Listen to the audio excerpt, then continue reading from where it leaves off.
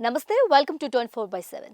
రాష్ట్ర ఆర్థిక రంగాన్ని సరిగ్గా నడపడం చేతకాని రేవంత్ ప్రభుత్వం ఇప్పుడు నిధుల సమీకరణకు ఓ ప్రమాదకరమైన మార్గాన్ని ఎంచుకుందని భారాస కార్యనిర్వాహక అధ్యక్షుడు కేటీఆర్ అన్నారు.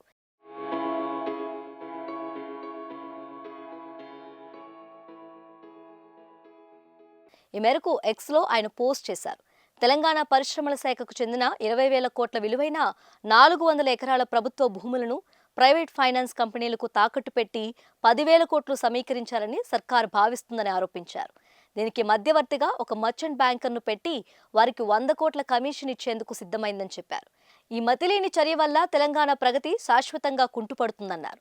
కొత్త పెట్టుబడులు, పరిశ్రమలు, ఉద్యోగాలు రావని తెలిపారు.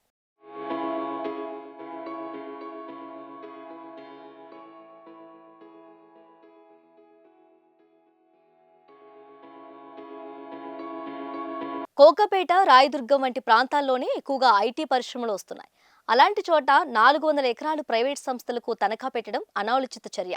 అసలే గత 7 నెలలుగా రాష్ట్ర పారిశ్రామిక రంగం స్తబ్దుగా ఉంది. కొత్తగా పెట్టుబడులు రావడం లేదు. ఉన్న కంపెనీలు కూడా సరైన ప్రోత్సాహం లేక పక్కచూపులు చూస్తున్నాయి. రాజకీయ ప్రయోజనాల కోసం పరిశ్రమలకు ఇచ్చే భూములు తాకట్టు పెడితే కంపెనీలకు ఏమిస్తారు? కొత్తగా మన యువతకు ఉద్యోగాలు ఎలా వస్తాయి అని కేటీఆర్ ప్రశ్నించారు.